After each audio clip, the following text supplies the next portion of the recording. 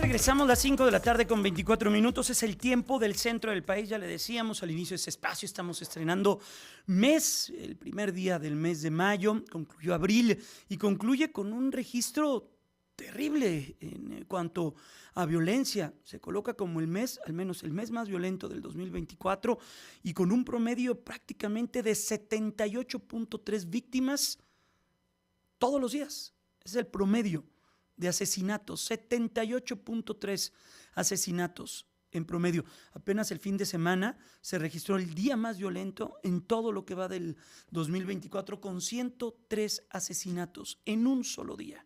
Sabemos, como nos lo han dicho, hay lugares mucho más violentos que otro. No podemos quitar la vista de Guanajuato, no podemos quitar la vista de Michoacán, no podemos quitar la vista de Nuevo León, no podemos quitar la vista de Guerrero y algunos otros puntos de la República Mexicana, algunos más, algunos menos, pero esto es lo que sucede en el día a día en un país como México.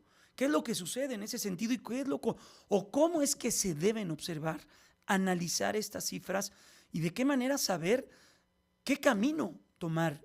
Hoy que estamos en medio de una contienda electoral donde vamos a estar seguramente en estos últimos días previos al último debate de candidatas y candidatos a la presidencia, donde el tema principal será el de la inseguridad, crimen organizado y todo lo que orbita alrededor de este tema.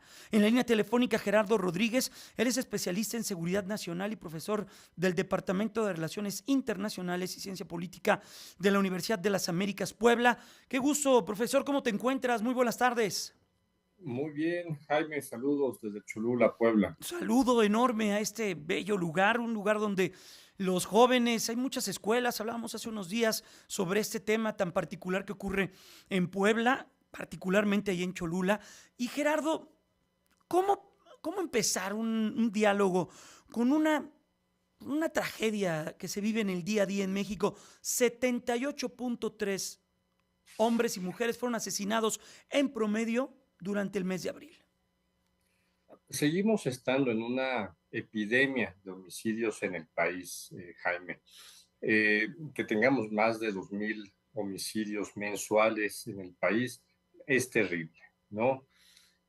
Normalmente, lamentablemente, es un tema estacional, es decir, es un tema de los meses y no hay una respuesta clara por qué sucede esto. Marzo y abril son los meses más violentos tradicionalmente en México.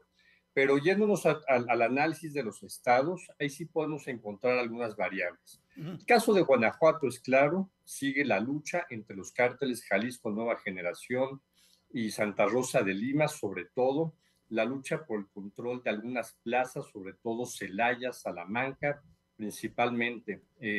Tienen listas de quiénes son los traficantes, los sicarios, los operadores de cada uno de los bandos y literalmente van por ellos. Es algo terrible.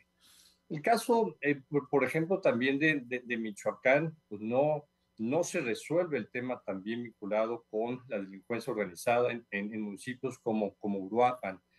También el Estado de México, Jaime, no lo mencionaste, pero el Estado de México, ahí la variable sigue siendo la impunidad, la violencia urbana, sobre todo en la zona oriente del Estado de México, Claro. vinculada también con pandillas, ¿no? Omití mencionar Colima, Gerardo, profesor, y Colima Sí, es una tragedia también lo que se vive en aquella entidad.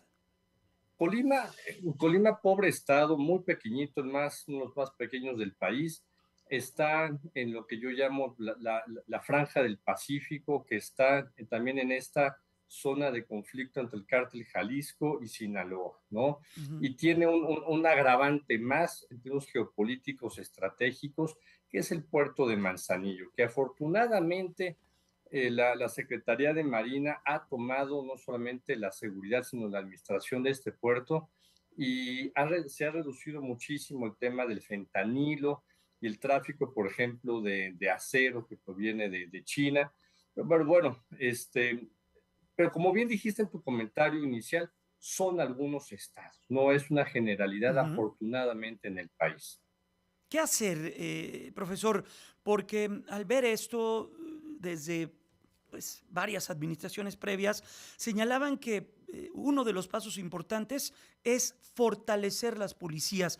Un hecho que no ha ocurrido. Lo hemos visto porque falta dinero, porque falta pues, ese ánimo de quizá para muchas entidades trabajar con un mando único. Hemos visto que este gobierno está muy dedicado en señalar que las bases o generar estas mejores condiciones de vida social también puede quitar de las garras a gente joven, de las bandas del crimen organizado. Esa ha sido un poco o un mucho de la estrategia de este gobierno. ¿Cómo caminar en fortalecer si las policías, las fiscalías y todo lo que ocurre en ese sentido y también efectivamente todo lo que ocurre alrededor del tejido social? Mira, Jaime, me parece que los tres candidatos en sus propuestas lo tienen muy claro. Es el tema de fortalecer a las instituciones de seguridad y de justicia también Ujú. estatales, ¿no? Ellas son las responsables de los municipios, de prevenirlos, de investigarlos y de castigarlos. No es la federación. Son pocos los eventos en donde tendrían que intervenir por uso de armas exclusivas del ejército.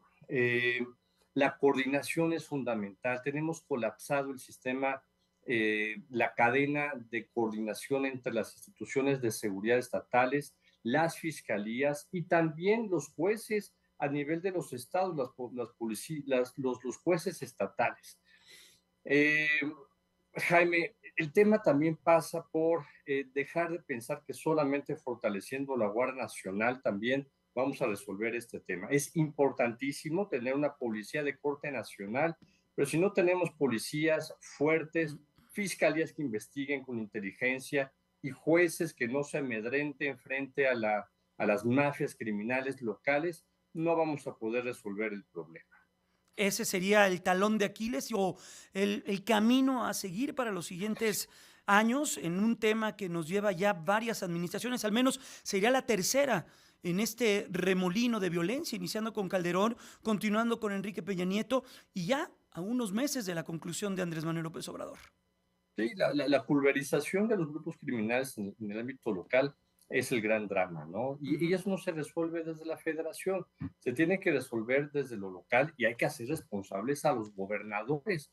Tenemos gobernadores de 6 años que no se reeligen y que no ven la necesidad de atender esta situación. Son pocos los casos en donde hemos visto que asumen verdaderamente esta responsabilidad. Entiendo, estamos platicando con Gerardo Rodríguez, él es especialista en seguridad nacional y profesor del Departamento de Relaciones Internacionales y Ciencia Política de la Universidad de las Américas, Puebla.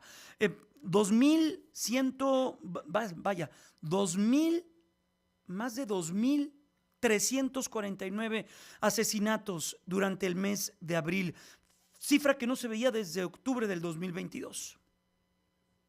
Sí, la verdad es que mira, sí hemos tenido datos muy, muy complicados, déjame ir rápido a los datos, pero sí hemos tenido lamentablemente meses muy complicados. No es que yo lo destaque, pero mira, tuvimos 2.900 homicidios en el año, perdón, estoy aumentando la pantalla, Uh -huh. 2021. Sí tenemos una reducción, ¿no? En marzo del 2021 tuvimos esta cifra, casi 500, casi 600 homicidios más. Por eso digo, estamos en una planicie de homicidios muy alta, ¿no? Uh -huh. Seguimos estando en una epidemia de homicidios que no podemos olvidar, ¿no? El que digamos que efectivamente este gobierno puede presumir que ha reducido la tendencia alcista, ¿no? eh, es importante, pero no es suficiente. Y, insisto, son los gobiernos estatales los que nos deben muchísimo en el ámbito de la prevención y castigo, porque cuando los criminales saben que no hay castigo para matar a una persona, pues es que la vida vale poco, ¿no, Jaime? Y es En que el también país. en esta encrucijada, ¿no? Si es un delito del fuero federal, los gobiernos estatales no se meten, dejan a la fiscalía o a las fuerzas federales entrar. Y en esta en ese te toca a ti, te toca a mí, pues la ciudadanía es la que se queda en medio. Sí, pero los homicidios son del fuero Claro, común, sí, sí, sí. Jaime. Entonces, la verdad es que el problema también Entiendo. de percepción pública que ha generado López Obrador todas las mañanas es asumir Claro. las cifras de homicidio como si fueran suyas. Pues Gerardo Rodríguez, especialista en seguridad nacional, gracias por estos minutos. Te abrazo y te deseo una excelente tarde. Cuídate mucho. Querido Jaime, te mando un fuerte abrazo. Hasta pronto.